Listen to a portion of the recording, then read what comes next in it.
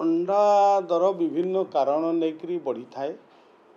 वर्तमान जदि परिप्रेक्षी देखा बर्तमान जो मैंने प्रोड्यूसर माने पाखापाखि 7 टंका 15-20 पैसा से माने जो प्रोडक्शन होठू आणुंट एवं खुचुरा व्यवसाय माने पाखापाखि 9 टंकार बिक्री होवार नजरी आसी। आर अनेक कारण रोचे जे वर्तमान आमर एक्सपोर्ट वर्तमान वर्ल्ड वाइज वृद्धि पाई एवं जदि देखिए एशियन एवं आफ्रिकान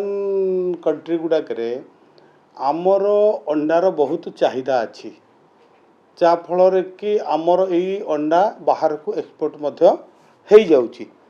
तापर आउ गोटे कारण देखा ये वर्ष बहुत जोटा गरम है समर बहुत मोर्टालिटी संख्या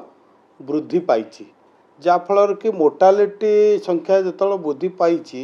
सेठी अंडार प्रोडक्शन कोटी ना कोटी कमी। आज आम जदि देखा पाखापाखि आम दैनिक 1,26-27 लाख अंडा उत्पादन करुचु एवं जदि देखा वार्षिक पाखापाखि 460 कोटी अंडा आम उत्पादन करुचे जोटा कि आमर रिक्वायरमेंट रही पाखापाखि 800-900 कोटी अंडार आमर ओडिशा रे ही रिक्वायरमेंट रही। तेणु आपको नजर रखी आम सरकार बर्तमान विभिन्न प्रकार योजना करिसेंती जो योजना की जो पोल्ट्री फार्म करने मुख्यमंत्री कृषि उद्योग योजना रे 1 कोटी टंका पर्यंत सब्सिडी व्यवस्था रही एवं जोटा 500 आरंभ करी 5,000 जो कुकुटा पालन करने से 50% पर्यंत आम सब्सिडी व्यवस्था करुचु एवं यही चाहिदा को मेंटेवाई वर्तमान आम अंडा को मेकानाइज करने आमर माननीय मुख्यमंत्री आमको निर्देश देइचंती यथाशीघ्र आम यहाँ मेकानाइज करने को जाऊँ जाफल बड़ बड़ जो माने एंटरप्रेन्योर माने आसवे पाखापाखि से आम रखीचु जोटा कि एबे रही सीलिंग 1 कोटी टंका पर्यंत आम सब्सिडी दूचु सेटा पाखापाखि 10 कोटी टंका पर्यंत सब्सिडी व्यवस्था रहिबो जाफल कि अंडार चाहिदा यथाशीघ्र आम पूरण करने लक्ष्य रखीचु। निश्चित भाव में वर्तमान आम अंडा उत्पादन रे ओडिशा को आत्मनिर्भर करूँ एक कथा आम कहीचु एवं करिकरी देखैबु। एबे जदि आपण मैंने देखंतु हाराहारी आग अपेक्षा अंडा उत्पादन बहुत वृद्धि पाई एवं हठात दर बढ़िबार आउरी भी कारण रही। विभिन्न स्कूल वर्तमान जो खोली जाइए स्कूल गुड़ाक रिक्वायरमेंट अधिक वृद्धि पाई। ये जो अंगनवाड़ी स्कूल एगुड़ाक अंडार चाहिदा जो आमर सरकार तरफ जो मध्याह्न भोजन रे दिया जाउची तेणु मोटामोटी कहवाक गले निश्चित भाव में आम अंडा उत्पादन रे ओडिशा को आत्मनिर्भर करूँ यही दिगरे आज आम सरकार काम करुचंती विभाग काम करुच्ची एवं मु आपण जरिया रे विभिन्न युववर्ग को आह्वान करी जे एथिरे अनेक प्रकार सुजोग आम रही पोल्ट्री डेवलपमेंट करने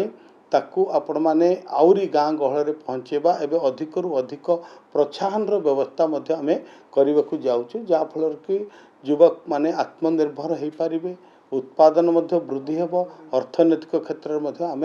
अग्रसर हवा ग्रामीण अर्थनीति वृद्धि पाइब। वर्तमान जो रेट बढ़ी ताकू केमती दर को रोका जाय परिबो सेमती किछि खुचरा स्तर देखंतु वर्तमान जो रही विभिन्न स्तर रे धीरे धीरे ताहा कमिबो उत्पादन धीरे धीरे वृद्धि हब। वर्तमान जो कथा मु कहली मोर्टालिटी जोटा अधिका थिला पुणी सेटा को आम फिलअप करने विभिन्न फार्म मान करा जाउची एवं फार्म मान सहित कथबार्ता चली जे सेमाने केमती तांकर जो अधिक उत्पादन वृद्धि पाइब से दिगरे मध्य सरकार वर्तमान चेष्टा करुचंदी।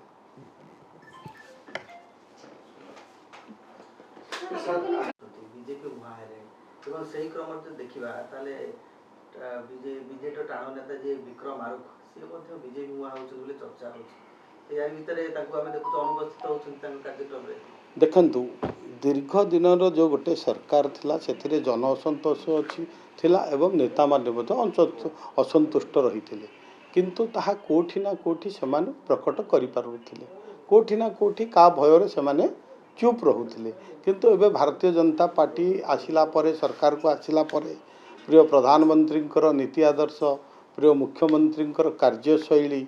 एवं दलर सांगठनिक जी कि आमर मनमोहन सामल आमर प्रधान ये अच्छा सभापति अच्छा ସେଥିରେ ଆକୃଷ୍ଟ ହେଉଛନ୍ତି ଯେ ବିକଶିତ जो भारत विकसित ओडिशार जो लक्ष्य करा जाइछि आज आपन देखुचंती प्रिय प्रधानमंत्री सबुबले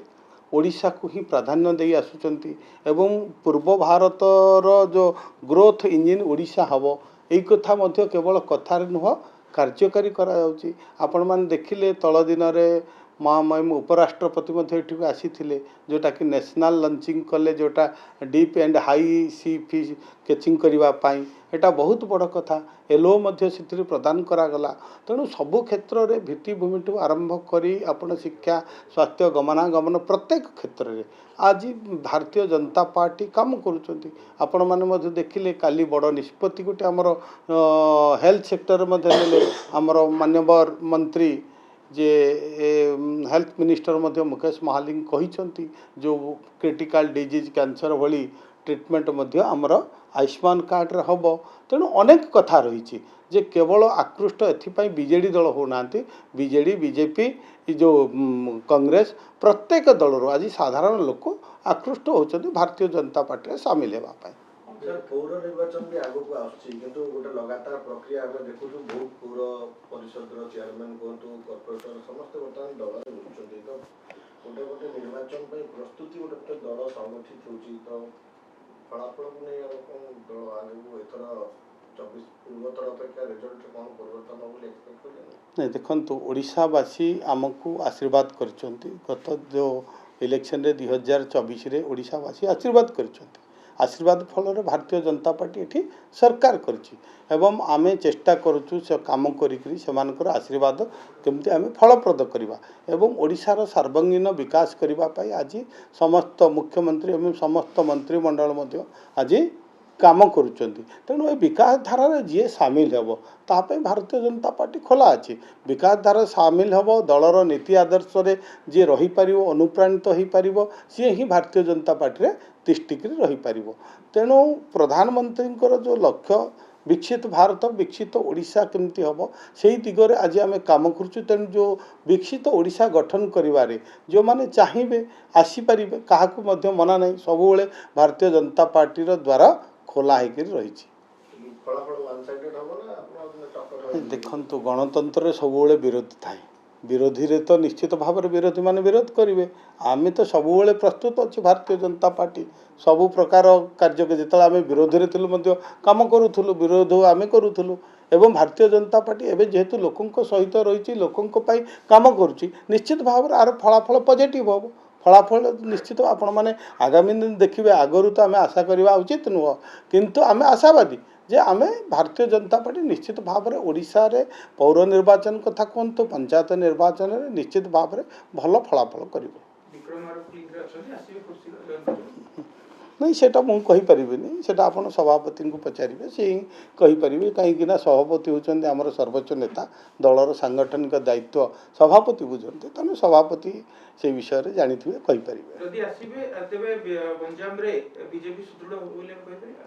नहीं निश्चित भाव देखु जड़े भी कार्यकर्ता भी जब भारतीय जनता पार्टी मिसब से दल सुदृढ़ हो संगठन वृद्धि पाँच जदि जड़े नेता आसवे संगठन निश्चित भाव में वृद्धि पाइबे तांकर तो समर्थक बहुत अच्छा जो माने नेतृत्व नियंती समर्थक था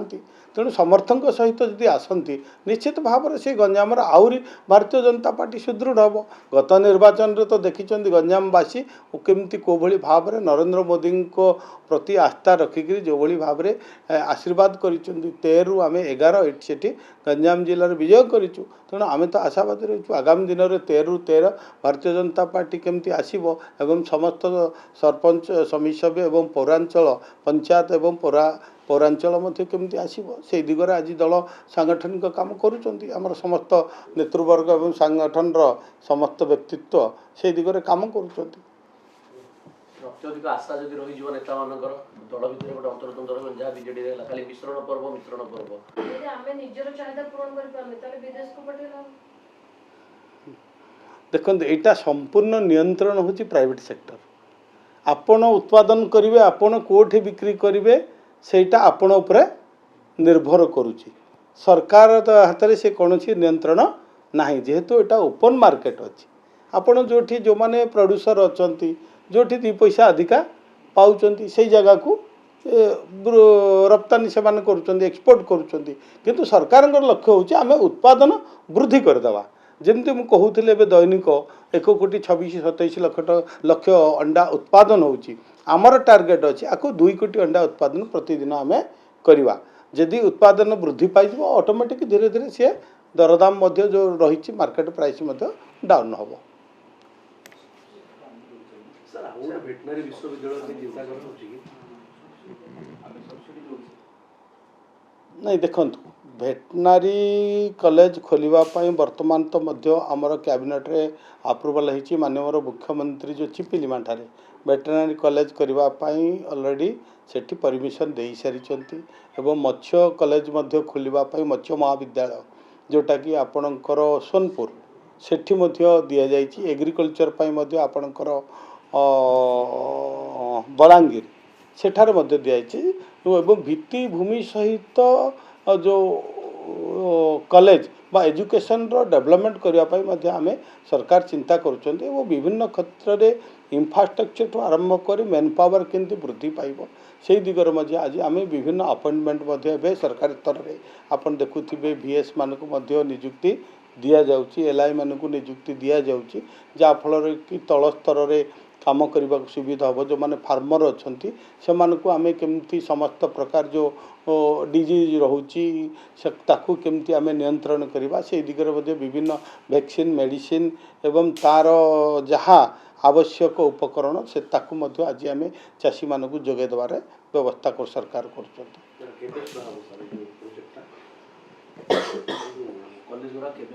କଲେଜ ଚାଲିଛି, ତାର ଭିତ୍ତିଭୂମି ପଡ଼ିଛି, ତାର ଜମି ଫମି ସବୁ ସେଗୁଡ଼ାକ ପ୍ରକ୍ରିୟା ଆରମ୍ଭ ହୋଇଗଲାଣି। ଯଥାଶୀଘ୍ର ତାହା କାର୍ଯ୍ୟକାରୀ ହେଇଯିବ।